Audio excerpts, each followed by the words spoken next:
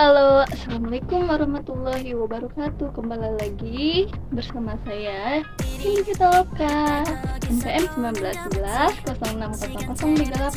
Di sini saya ingin menjelaskan teman-teman tentang materi evolusi yang berjudul bukti-bukti evolusi. Yuk kita bahas nih.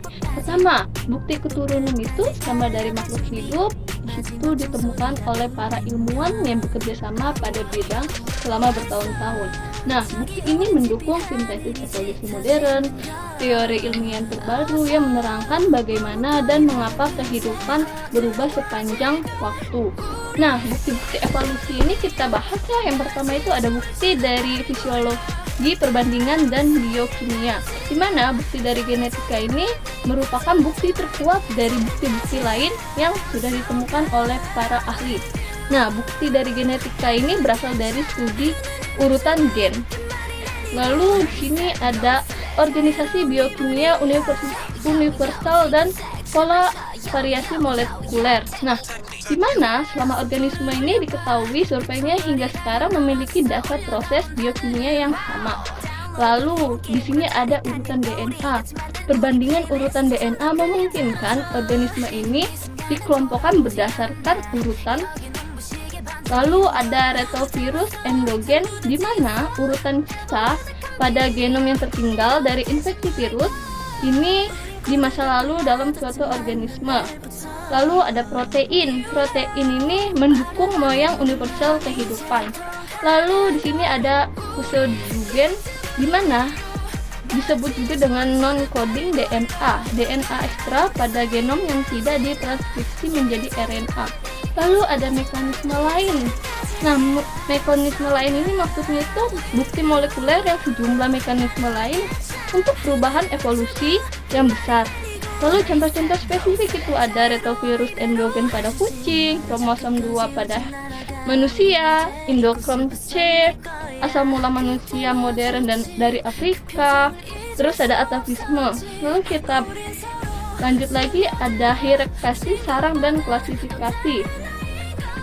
Lalu selanjutnya ada bukti dari paleontologi, di mana kita memiliki rekam fosil yang sekelompok organisme tertentu ini berevolusi dengan cara mengatur rekam fosil secara kronologis.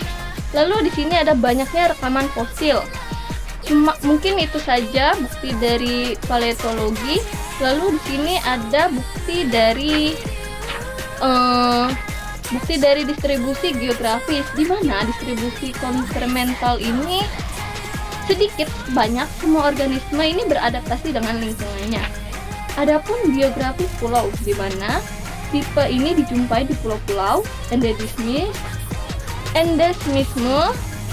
terus radiasi adaptif, spesies cincin. Nah, lalu kita masuk lagi ke bukti dari observasi terhadap spesiasi, di mana contoh spesifiknya itu ada black cap, terus ada Dropsilia melanogaster, how trophy fly, nyamuk di London, tikus rumah malaria. Lalu di sini kita masuk lagi di fertilisasi atau hibridik antar spesies, di mana di situ ada beruang kutub, ada Raphan brassica, lalu ada Swiss dan lain-lain. Lalu yang ketujuh ada bukti dari seleksi artifisial, di mana seleksi ini memperlihatkan keanekaragaman yang bisa terjadi pada organisme-organisme yang bermoyang sama namun relatifnya baru. Yang terakhir, bukti dari komputasi dan interaksi matematis, di mana ilmu komputer memungkinkan dilakukannya iterasi terhadap sistem-sistem kompleks yang dipelajari, sehingga kita memperoleh pemahaman berisi tentang sistem-sistem kompleks yang dipelajari.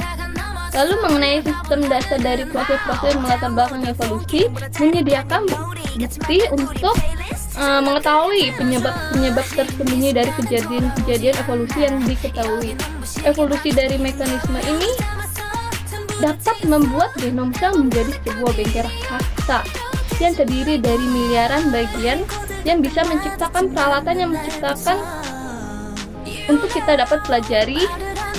Nah, biologi evolusi ini komputasi telah memungkinkan para periset untuk menelusuri evolusi dari banyaknya organisme dengan cara mengukur perubahan DNA mereka dan tidak lagi autonomi fisik atau observasi fisiologis semata.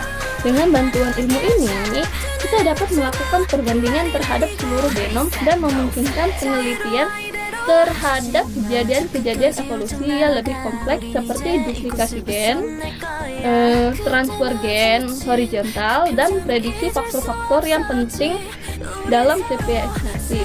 Ilmu ini juga telah membantu pembuatan model-model komputasi dan melacak dan menggunakan bersama-sama